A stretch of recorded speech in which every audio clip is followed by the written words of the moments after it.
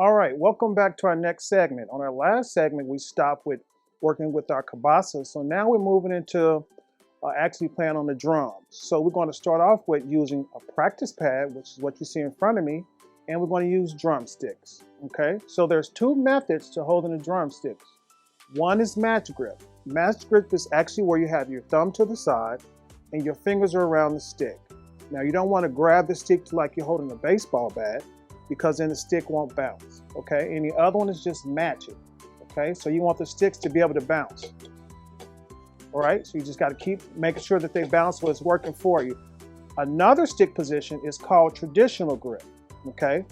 Traditional grip is actually the match stays, your right hand stays the same with your fingers around the stick, and you're actually taking the stick between your thumb and putting it between your index finger, okay? This is called traditional grip.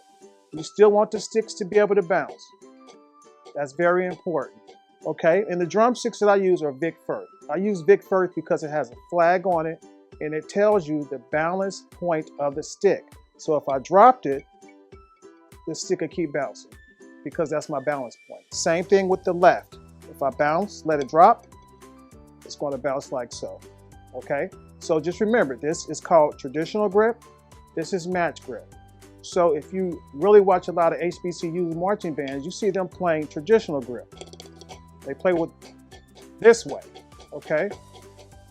Other corp style schools normally play match grip because they're normally using a carrier. HBCUs use a strap, which is a whole nother subject. Okay, so in front of you, you see the rhythm tree, something that we've been working with for the last few segments, and we're going to jump into 8th notes and 16th notes, okay? So an 8th note is, it gets a half of a beat, okay? Just like we said that a quarter note gets a beat and a half, which is 2 8th notes into it. An 8th note is just a half of a beat. So it would be and or one. So if it was tied together, it would be one and. So if I was playing that, it would be one and, okay? And we know a quarter note is just one and. So if I put 2 8th notes and a quarter note together, it would be 1 and 2 and, okay? Because I just used 8th notes and I just used a quarter note, okay? So let's look at our first exercise on the screen. We got exercise number 1 where we got 8th notes, quarter notes, and 16th notes, okay? So let's play our first exercise and we're going to count out loud. Make sure you count out loud so that you can get every beat a count, okay? We're doing subdivision, like we talked about before. Everything is subdivision. From here on out, we're going to be subdivided. Okay, so we're going to play exercise number 1. All right, ready? Here we go. 1 and 2 and 3 and 4 and 1 E and a 2 and 3 and 4 and 1 and 2 E and a 3 and 4 and. Great job. So if you did that, you did outstanding. You're on your way to become a great drummer, or should I say percussionist, okay? So let's jump down to exercise number 2, where we actually got 16th notes, and we also have a quarter note and more 8th notes, okay? So let's play exercise number 2. Now, one thing to keep in mind is the time signature, okay? In exercise number 1, we was playing at 4/4 time. Exercise number 2, we jump into 3/4 time. And remember, the top number tells you how many beats are in a measure. The bottom number tells you what beat gets what count. So in this one, for instance, we have the 4. 4 represents the quarter notes. So quarter notes get 1 count each, okay? But we're doing exercise number 2, which is going to be 3/4 time, okay? So there's only going to be 3 beats in a measure, all right? 3, not 4, okay? So let's try that. Let's play exercise number 2. I'm going to count us off. You ready? Here we go. 1, 2, ready, play. 1 E and a 2 E and a 3 and. 1 and 2 and 3 and. 1 and 2 and 3 and. Great job. Outstanding. And you remember to count to 3. You didn't go to 4. So you are batting 100. Okay? So let's jump down to exercise number 3 where we actually go into 2/4 time. Now you have to remember that each measure is going to be 2. Not 3, not 4, but 2. Okay? So let's try exercise number 3. Remember, it's in 2/4 time. All right? Here we go. I'm going to count it off for us again. 1, 2, ready, play. 1 and 2 and 1 knee and a 2 and 1 and 2 and. Great, that was short. It was short because we had our short time signature, which is 2/4 time. Very short. Okay, so I want to spend some time really going over the rhythm tree so that you can really make good sense of it. So going forward, we won't have to slow down and go back over it. Okay, so let's jump into the rhythm tree. The rhythm tree starts with a whole note on the top. Okay, everything branches off like a tree. That's why it's called the rhythm tree. Okay, so at the top we see a whole note, and we know that a whole note gets 4 counts. So if we were subdividing, it would be 1 and 2 and 3 and 4 and. Okay, so the whole note branches off to a half note, which gets 2 counts. Okay, which is 1 and 2 and.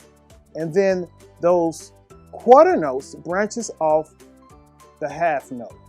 Okay, and we know a quarter note is just going to be 1 and, 1 and. Okay, and then off the quarter notes come the eighth notes. 1 and 2 and 1 and 2 and. Okay, so that's where you get the rhythm tree. The same thing applies for the rest. The rest are the same thing, but remember, we don't play on rest, but we count on rest. Okay, it's a silent count. When we say silent count, you're still counting, but you're not playing. Don't play on rest. Rest means stop. Okay, so after explaining that to you, let's jump into some sheet music where we're actually using half notes, whole notes, and quarter notes. Okay, so let's jump into that now. So this is relatively easy because remember, I already wrote the count down for you. All right, so it's underneath the music. And I did this so you can get used to counting out loud and see where the counts fall with the notes. Okay, but in the real world, you're not going to see that underneath your music. And like I stated before, you can always write on your music, but make sure that you write in pencil, never in pen. Okay, so on our last exercise, I think I played match grip. Pretty sure I did. So now I'm going to change from match grip and I'm going to go to traditional grip. Okay, so let's play our exercise. Let's play 1 through 6 just to get going good. Okay, because we got some 16th notes in there and I want to give you time to actually see them. Okay, always read ahead. It's like reading a book. When you read music, you want to read ahead so you know what's coming up. All right, so let's get started on that. So I'm going to count it off and we're going to play it. Remember, we're going to play 1 through 6. Okay, here we go. 1, 2, ready, play. 1 knee and a 2 and 3 and 4 and 1 and 2 and 3 E and a 4 and 1 knee and a 2 E and a 3 E and a 4 and 1 and 2 and 3 and 4 and 1 knee and a 2 and 3 and 4 and 1 and 2 and 3 and 4 and. Great job. You did an outstanding job. You caught all those 16th notes. You've seen the 8th notes. That is great. You're doing a great job of reading. That's very important. Good musicians can read and play by ear, and you are learning to read music. All right, so you did a good job with that. Now, let's try to play this whole piece all the way through. Okay, so we're going to start from measure 1. And we're going to go all the way down to measure 21. And I know you can do it because I'm going to count it slow. Slow and easy is the way to do it, not fast, slow. You can always speed things up, but you want to always start at a slow pulse or a slow tempo, which means the same thing. All right, so I'm going to count it off really, really slow so we can have time again to read ahead, just like reading a book. All right, here we go. 1, 2, ready, play.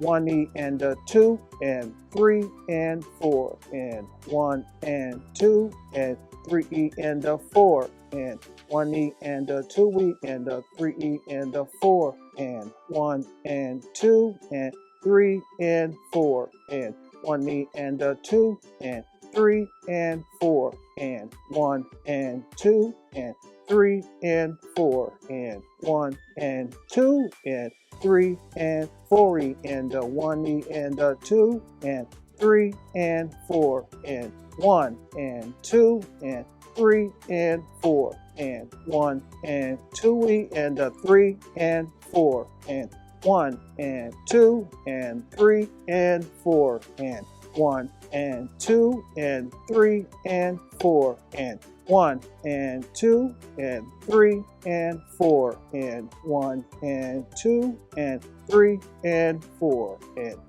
1 and 2 and 3 and 4 and 1 E and 2 and 3 E and 4 and 1 and 2 E and 3 and 4 E and 1 and 2 and 3 and 4 and 1 and 2 E and 3 and 4 E and 1 and 2 and 3 and 4 and 1 E and 2 and 3 and 4 and great job. And you even called it at measure 20 where those eighth notes were not being together. They were separate, but it's still the same count.